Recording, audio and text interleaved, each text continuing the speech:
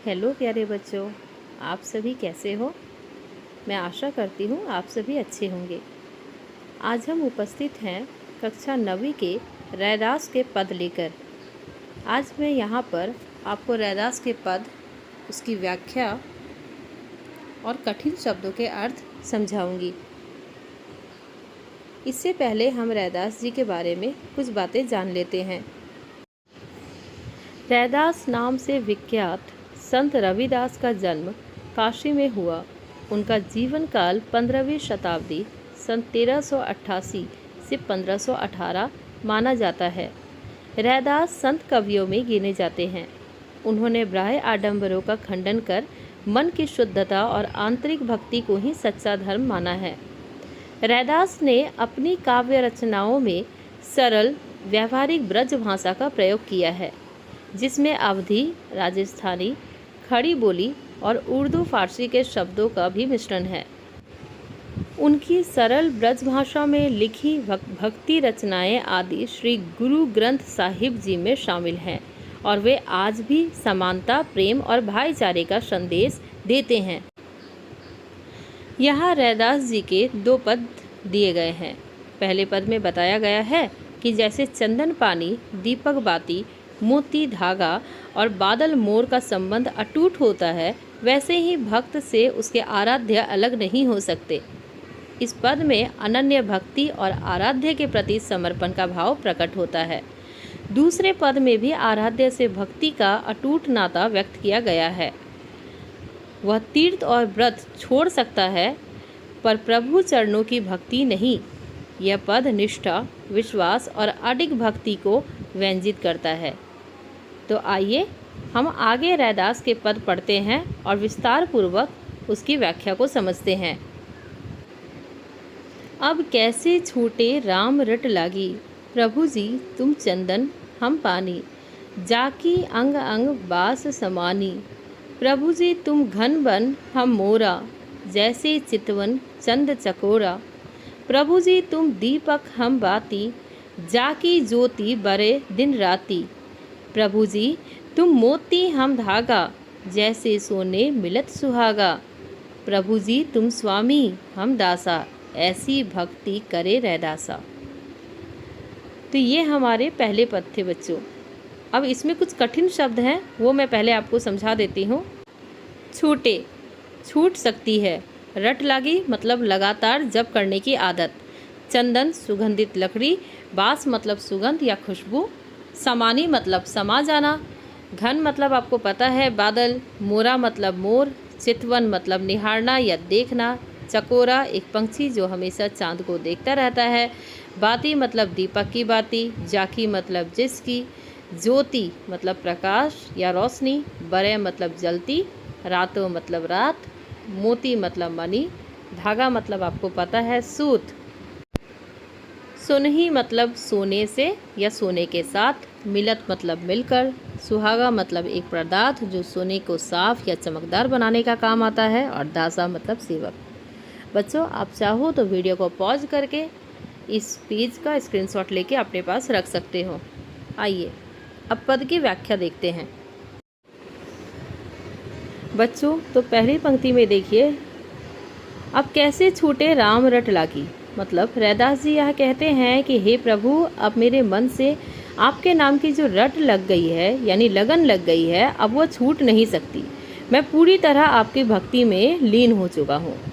आगे जो रैदास जी हैं वो भक्ति और भगवान के अटूट संबंध को विभिन्न उदाहरणों के माध्यम से समझाने का प्रयास कर रहे हैं। जैसे चंदन और पानी। प्रभु चंदन के समान है और भक्त पानी के समान। जैसे पानी में मिलकर चंदन की सुगंध उसके अंग अंग में समा जाती है, वैसे ही प्रभु की भक्ति भक्त के रोम रोम में बस जाती है। बादल और मोर। प्रभु, यहाँ पे प्रभु को घन अर्थात बादल के समान बताया गया है और भक्ति यानी भक्त को वन के मोर के समान। जैसे काले बादलों को देखकर मोर नाचने लगता है, वैसे ही प्रभु के दर्शन पाकर भक्त का मन भी प्रफुल्लित हो जाता है। आगे रैदास जी उदाहरण देते हैं चांद और चकोरा का। चकोरा मैंने अभी बताया आपको बच्चों, एक पंछी का नाम है जो हमेशा चांद को देखता रहता है।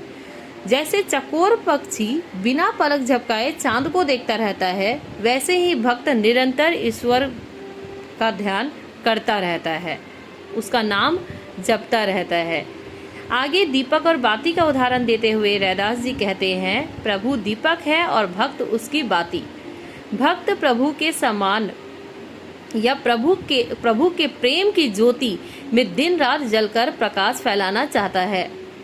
आगे मोती और धागे के उदाहरण से रैदास जी बताना चाहते हैं, प्रभु मोती के समान उज्जवल और बहुमूल्य है और भक्त उस धागे के समान है जिसमें मोती पिरोए जाते हैं। यह मिलन वैसे ही है जैसे सोने में सुहागा मिलने से उसकी चमक और शुद्धता और बढ़ जाती है। जैसे मोती की कीमत जब धागे में पिरोए जाते हैं तब उसकी कीमत और अधिक बढ़ जाती है। स्वामी और दास, अंत जो उदाहरण दिया है अंत में रैदास जी ने, वो स्वामी और दास का दिया है। अंत में रैदास जी कहते हैं, हे प्रभु आप मेरे स्वामी हैं और मैं आपका दास या सेवक हूँ।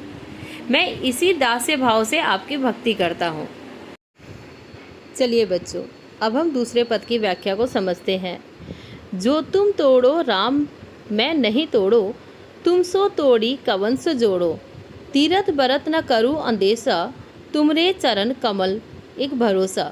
जहाँ जहाँ जाऊँ तुमरी पूजा, तुम सा देव और नहीं दूजा। मैं आपनो मन हरि से जोड़ो, हरि से जोड़े सबन से तोड़ो। सब ही पहर तुम्हारी आशा, मन क्रम वचन कहे रैदासा। तो आइए बच्चों, पहले इस पद में जो कठिन शब्द आए हैं उसके अर्थ को जानते हैं, फिर उसकी व्याख्या को हम समझेंगे। तोड़ो मतलब तोड़ना या अलग होना। कवन मतलब कौन या किससे। जोड़ो मतलब जोड़ूं। तीर्थ मतलब तीर्थ स्थान या धार्मिक स्थान। व्रत मतलब व्रत। अंदेशा मतलब चिंता। चरण कमल भगवान के पवित्र चरण। भरोसा मतलब विश्वास। दूजा मतलब दूसरा। सबन मतलब सबसे। पहर मतलब समय का भाग। आशा मतलब आशा। क्रम मतलब कर्म या कार्य। वचन मतलब वाणी। चलिए बच्चों, हम रैदास के दूसरे पद की व्याख्या को समझते हैं। यहाँ पे कवि कहते हैं, जो तुम तोड़ो राम में नहीं तोड़ो। मतलब रैदास कहते हैं कि हे राम, यदि आप मुझसे अपना नाता तोड़ भी ले तब भी मैं आपसे अपना नाता नहीं तोड़ूंगा, क्योंकि यदि मैं आपसे नाता तोड़ लूँ तो भला दुनिया में ऐसा कौन है जिससे मैं नाता जोड़ूं। अर्थात आप ही मेरे एकमात्र आधार हैं। अगली पंक्ति में कहते हैं, तीरथ व्रत न करूं अंदेशा। अर्थात मुझे तीर्थ यात्रा करने या व्रत रखने में कोई विश्वास नहीं है और ना ही इनकी कोई इच्छा है। मुझे तो केवल आपके चरण कमलों पर ही पूर्ण भरोसा है। मतलब आपके पवित्र चरणों का ही सहारा है। जहाँ जहाँ जाओ तुम्हारी पूजा। मतलब मैं जहाँ भी जाता हूँ मुझे वहाँ आपकी ही छवि दिखाई देती है और वही मेरे लिए आपकी पूजा है। आपके समान दूसरा और कोई देव नहीं है। मैं आपनो मन हरि से जोड़ो। अर्थात मैंने अपना मन पूरी तरह ईश्वर से यानी हरि से जोड़ लिया है। प्रभु से रिश्ता जोड़कर मैंने सांसारिक मोह माया के अन्य सभी बंधनों को तोड़ दिया है। ठीक है। सभी पहर तुम्हारी आशा। मतलब रैदास जी कहते हैं कि मुझे दिन के हर पहर मतलब हर समय केवल आपकी ही आशा और प्रतीक्षा रहती है। मैं मन क्रम और वचन से केवल आपकी ही भक्ति करता हूँ। तो यहाँ पे जो मुख्य भाव है दूसरे पद का वो है कि रैदास जी इस पद के माध्यम से यह संदेश देते हैं कि सच्ची भक्ति बाहरी आडंबरों जैसे तीर्थ और व्रत में नहीं बल्कि मन की शुद्धि और ईश्वर के प्रति पूर्ण समर्पण में ही है। ठीक है। मैं आशा करती हूँ आपको इन पदों की व्याख्या समझ में आ गई होगी। अगर इसके बाद भी आपको कुछ पूछना हो तो आप कमेंट बॉक्स में मुझसे पूछ सकते हैं। अगर आपको वीडियो समझ में आई है और अच्छा लगा हो तो चैनल को सब्सक्राइब और वीडियो को लाइक अवश्य करें और अपने दोस्तों के साथ शेयर करें। धन्यवाद।